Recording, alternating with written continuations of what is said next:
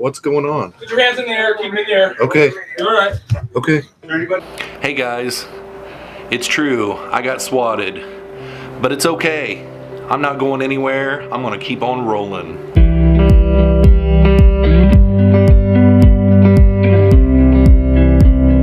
What is up guys? I'm Jeffroz with Jeffroz FishKeeping, and today I want to talk a little bit about the thing that just happened to me the other night while I was live streaming. I got what they call swatted, and what swatting is when someone from the internet gets a hold of your IP address and all your information, and they call your local police department and they tell them that you're doing a bad crime, and the police department comes and they raid your home with the SWAT team. And that's what happened to me the other night. And I want to talk a little bit about the behind the scenes stuff. You know, my fish are okay, but I want to take you and show you a little bit about it.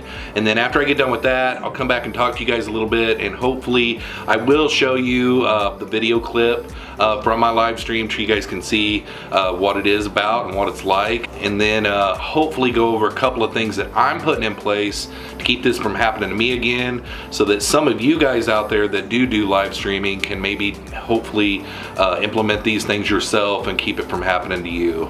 Stay tuned guys. What is up y'all? It is the next day after the incident. If you don't know what I'm talking about, I'll link the video in the description. I did get what you call in the internet world swatted the other night during a live stream. It was a terrible incident. Trying to get this tank all cleaned up.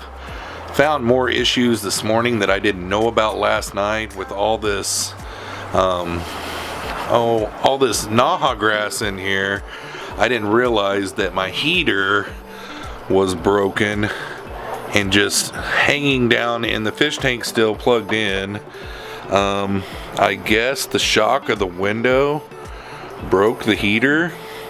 It also did break, probably can't see it too good from here, but it did break the hang on the back filter is broken. The canister portion of it is broken. So this morning I had a cold fish tank. All the fish were just congregated to one section of the tank, and luckily before I put my hand down in the water I did notice the heater was broken. I immediately unplugged the heater and took it out of the tank, and then got the hang on the back filter off of there. I did have an extra Zis filter, didn't have any other hang on the backs, but I think I'm going to leave it that way because I do have a big sponge filter down at the other end, and as you can see, the agitation on top of the water is actually better than what it was on the hang on the back, and the Maha grass is moving around. So I think I'm done with the tank right now. I'm pretty positive I've got all the glass out. I've got about a little bit of a fourth of the way full on this box full of glass out of the tank. That big chunk was in there too.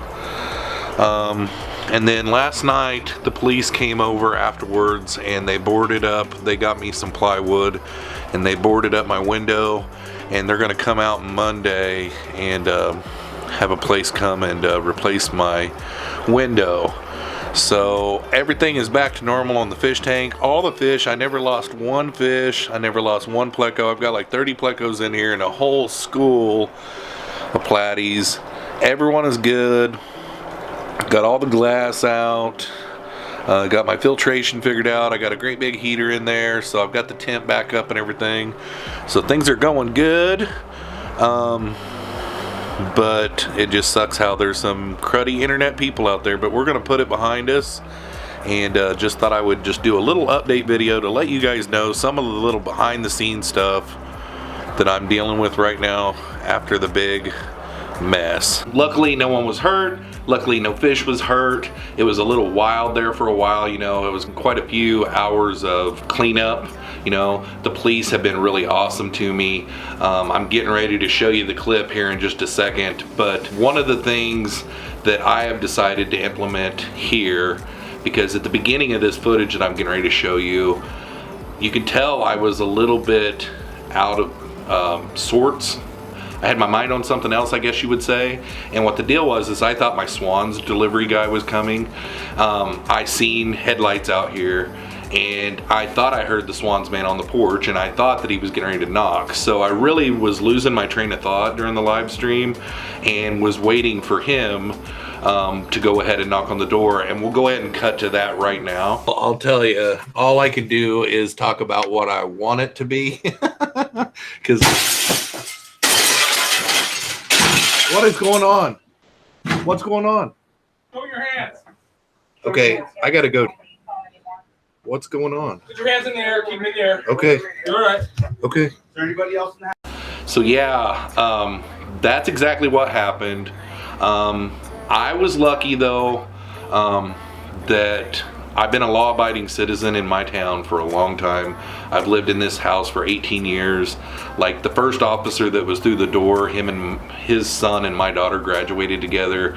It was a familiar face right when I saw him. I was just confused to the fact of why police was here. They didn't lay a hand on me. They didn't tear up my house. They did have to go and search through my home to make for sure that the call wasn't really legit. And they did come back later and help me board up, you know, they supplied the plywood and everything, and they boarded up my window for me. And I did just speak with the police chief earlier, and they are going to come over first thing Monday morning with a glass place and get me a new window put in. So that's all great news.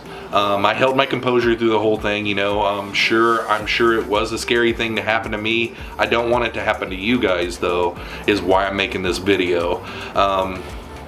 One of the things that I have immediately ordered and going to be putting in place that would have helped me prevent maybe getting my window busted out, wouldn't have prevented the call to be called in to begin with, but security system. I've thought about this for numerous years to have a security system, but they've got a lot of really nice ones out there nowadays that hook up to apps, and even when you're not at home, you'll get like a message on your phone and you can pull it up and you can see a live feed.